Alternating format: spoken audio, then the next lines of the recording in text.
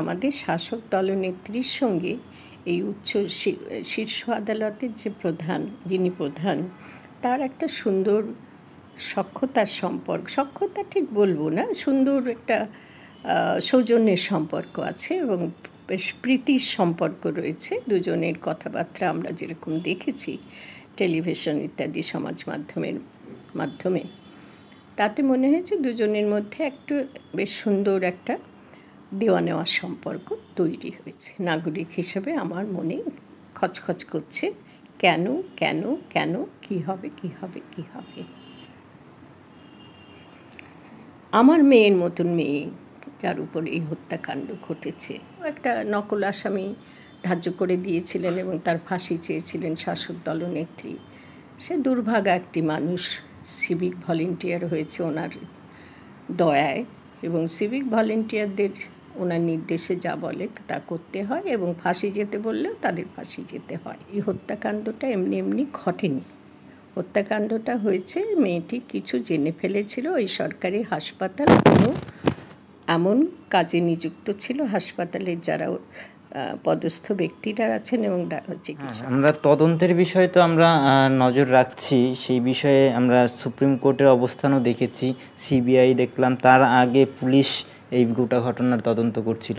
কিন্তু নির্যাতিতার পরিবার, অর্থাৎ যে মারা গেছেন, যে মেয়েটা মারা গেছেন, যার উপর ধর্ষণের করা হয়েছে এবং অত্যাচার করা হয়েছে যার দেহের উপর, সেই পরিবার বা সেই মেয়ের বাবা মা তারা বারবার এই কথাটা বলছেন, প্রকাশ্যে আসছে যে তারা সন্তুষ্ট নন এই তদন্ত প্রক্রিয়া নিয়ে। এমনকি সাধারণ মানুষ থেকে শুরু করে বর্তমান যিনি রাজ্যের শাসক দলের প্রধান, তিনিও ডেডলাইন বেঁধে দিয়েছিলেন যে অমুক দিনের মধ্যে এই তদন্তভার শেষ করতে হবে, সেটাও হচ্ছে না। আবার নির্যাতিতার পরিবার বারবার বলছেন যে আমাদের যে প্রক্রিয়া চলছে সেই প্রক্রিয়া নিয়ে আমরা সন্তুষ্ট নই। এমনকি পুলিশ প্রশাসনের দিকেও একটা আঙুল তুলছেন যে তথ্য প্রমাণ লোপাটের চেষ্টা হচ্ছে। এই গোটা বিষয়টা নিয়ে আপনি কি মনে করেন যে আদৌ কি এটা বাস্তবসম্মত যে পুলিশ প্রশাসন গোটা ঘটনায় আপনার যে তদন্ত প্রক্রিয়া সেখানে প্রমাণ লোপাট করছে, বা যতটা দ্রুত হওয়ার কথা ছিল সেটা হচ্ছে না? কারণ অতীতে তো আমরা এই ধরনের কেস বহু দেখেছি, যেগুলো বছরের পর বছর সময় নিয়ে তারপরে তদন্ত চলেছে। এক্ষেত্রে বিষয়টা বেশ জটিলই হয়ে গেছে। তদন্তের ব্যাপারটা অত্যন্ত জটিল একটা পথ ধরেছে, এবং তার মূলেই খুব বিস্ময়জনক, আমার কাছে বিস্ময় লাগে যে একজন ব্যক্তি, মানুষ, পুরুষ হন নারী হন, আমরা যাকে শাসক দলনেত্রী হিসেবে পেয়েছি, তিনি এত ক্ষমতা কেমন করে ধরেন? এত ক্ষমতা, এত দুর্বুদ্ধি কবলিত ক্ষমতা কি করে, কেমন করে তিনি সম্ভব করেন, বাস্তবায়িত করেন? এই প্রশ্নটা আমার মনে জাগছে। কেন জাগছে একটুখানি সামান্য খুব ছোট করে ব্যাখ্যা করি। সেটা হলো যে এই ঘটনায় যেটা আমাদের চোখে পড়েছে, প্রথমে রটিয়ে দেওয়া হলো হাসপাতাল, এই কথাটা বলা হয়নি, একটা সরকারি হাসপাতালের মধ্যে কর্মরত অবস্থায় একজন ডাক্তারের উপরে হত্যাকাণ্ড চলবে, তারপরে সেটা ধর্ষণকাণ্ড বলে চালিয়ে দেওয়া হবে। এগুলো ঘটে যখন, তখন বুঝতে হবে যে এই হত্যাকাণ্ডটা এমনি এমনি ঘটেনি।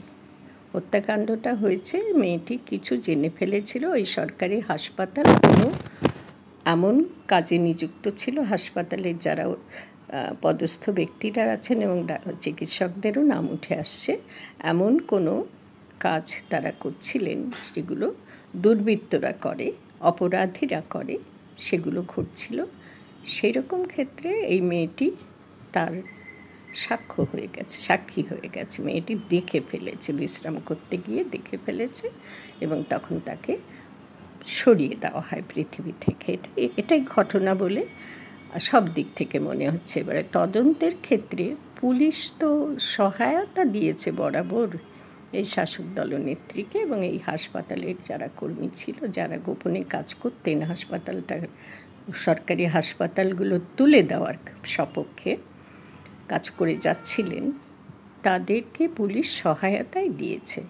অতএব পুলিশি তদন্তে তাদের প্রশ্ন ওঠে না, যদিও সেরকম মনে করা হয়েছিল, কিন্তু সেটা ওঠে না, কারণ হাসপাতাল কর্তৃপক্ষ প্রথমেই জানিয়ে দেয়, মেয়েটি বাড়ির লোকদের জানিয়ে দেয় মেয়েটি আত্মহত্যা করেছে, আপনাদের মেয়ে আত্মহত্যা করেছে।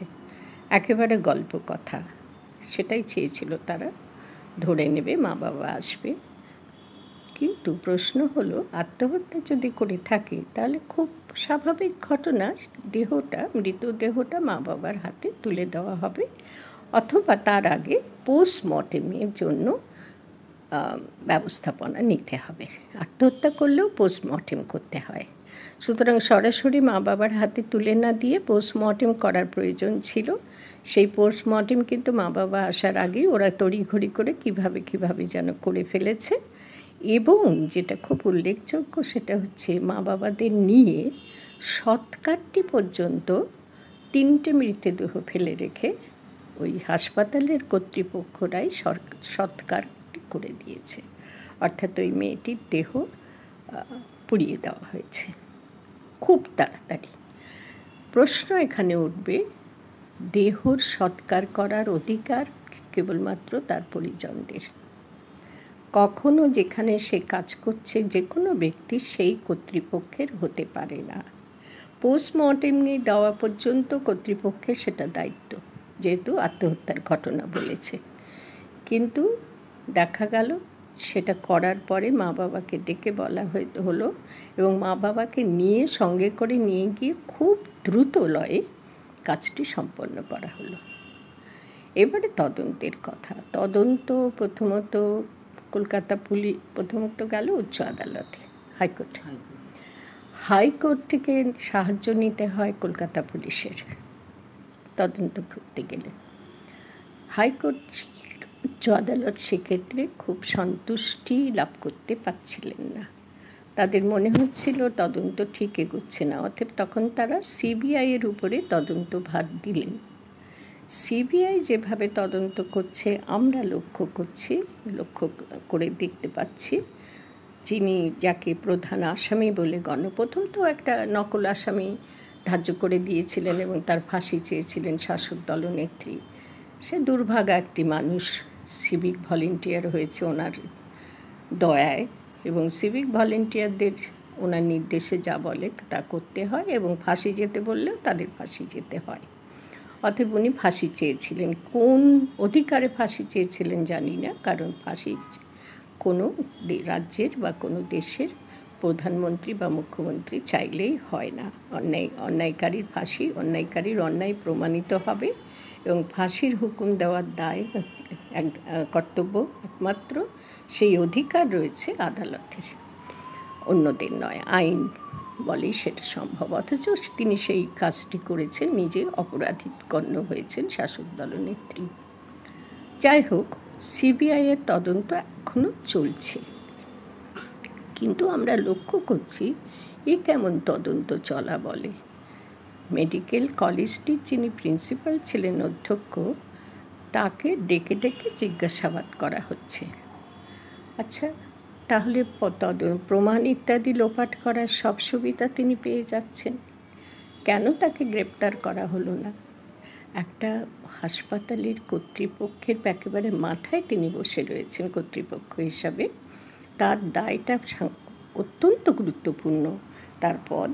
এবং এখানে এমন একটি নৃশংস ঘটনা ঘটেছে, তাকে যদি কাস্টডিতে না নেওয়া হয় তাহলে কি করে তদন্ত হতে পারে? এই প্রশ্ন কিন্তু থেকে যাচ্ছে। সিবিআইরা কেন করছেন আমি বলতে পারি না, কিন্তু তাকে ছেড়ে দিচ্ছেন আবার ডাকছেন, ছেড়ে দিচ্ছেন আবার ডাকছেন, এভাবে তদন্ত হয়? আর তিনি বহাল তবিয়তে আছেন, তিনি নিজেই, অন্যেরা সাংবাদিকরা প্রশ্ন করছেন, নিজেই বলছেন আমাকে অ্যারেস্ট করেনি, আমাকে গ্রেপ্তার করেনি, আমি জিজ্ঞাসাবাদের জন্য এসেছি। অর্থাৎ কিন্তু পরিষ্কার প্রশ্নটা আমাদের কাছে উঠে আসছে, গ্রেপ্তার করাটাই দরকার ছিল। একটা মানুষকে ছেড়ে দিয়ে রেখে কখনো হয় তদন্ত? হতে পারে, যিনি মূল ভূমিকায় আছেন? যাই হোক, এই তো তদন্তের রীতি, সিবিআই চলছে।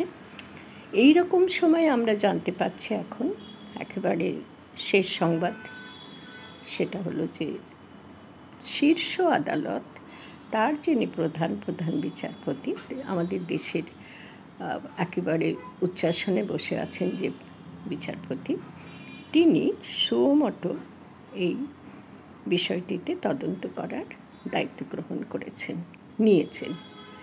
এখন আমার ঠিক আইনটা জানা নেই। সিবিআই তদন্ত যখন চলছে উচ্চ আদালতের চাওয়া মতো, সেই রকম তদন্ত চলাকালীন সময়ে শীর্ষ আদালত কি নিজে থেকে এইরকম একটা দায়িত্ব নিতে এগিয়ে আসতে পারেন কি না আইনজীবীরাই বলতে পারবেন, আইনবিদরাই বলতে পারবেন, কিন্তু আমার খুব সংশয় রয়েছে।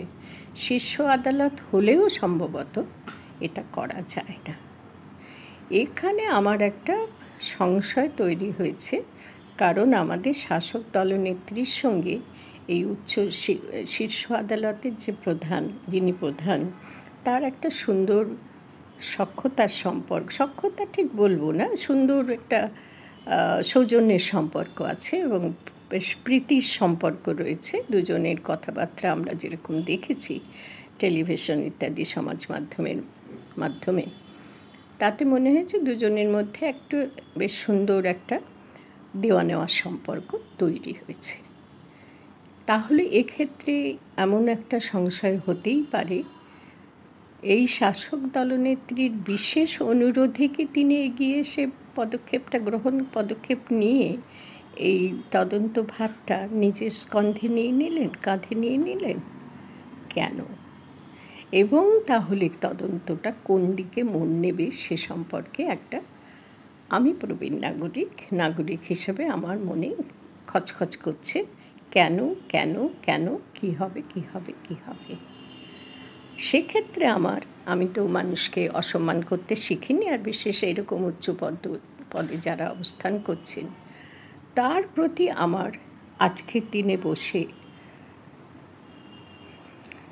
আমার মেয়ের মতন মেয়ে যার উপর এই হত্যাকাণ্ড ঘটেছে, যার মা বাবা তার সন্তানকে এইভাবে হারিয়েছেন, সেরকম একটা পরিস্থিতিতে বসে এই শীর্ষ আদালতের প্রধান যিনি, তার প্রতি আমার বিনীত আবেদন, আমি বিশ্বাস করি যাদের হাত দিয়ে ঘটনাটা ঘটুক না কেন তারা মূল অপরাধী নয়, তারা অপরাধ ঘটানোর ক্ষেত্রে হাতিয়ার হিসাবে ব্যবহৃত হয়েছে।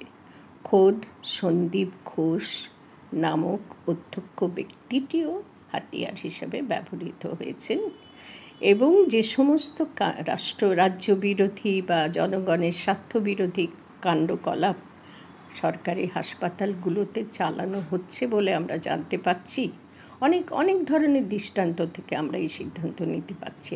আমি ব্যক্তিগতভাবে মনে করি, আমি দেখেছি সরকারি হাসপাতালগুলো বন্ধ, যাও সব বেসরকারি হাসপাতালে লাখো টাকা দাও, টাকা দিয়ে চিকিৎসা নাও। সরকারি হাসপাতালগুলোতে চিকিৎসা মানে সেই চিকিৎসাকে চিকিৎসা বলে না, এবং দরজা প্রায় বন্ধ হতে চলেছে।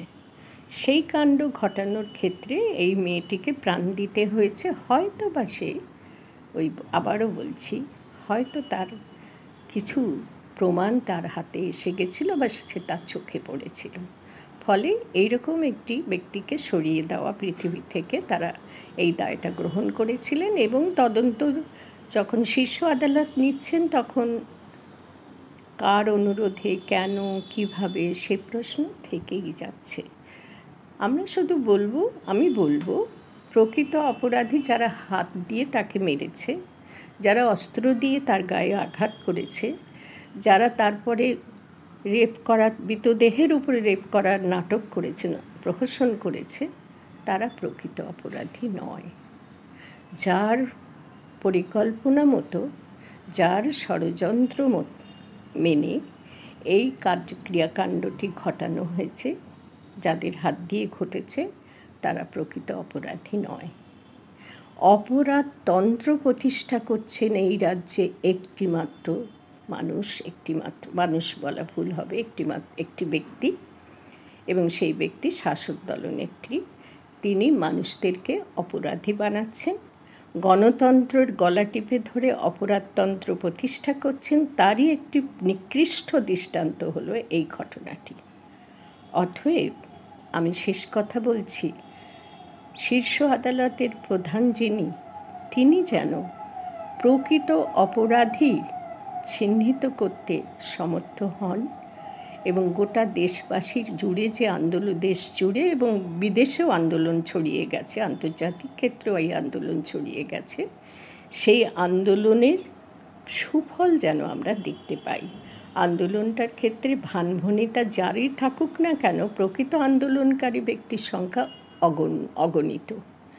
তারা সেই আন্দোলনের সুফল যেন এক্ষেত্রে ঘটে, এবং তার অনেকটাই, আমি বলবো প্রায় সবটাই রয়েছে এই শীর্ষ আদালতের প্রধান যিনি, তার হাতে এখন রয়েছে।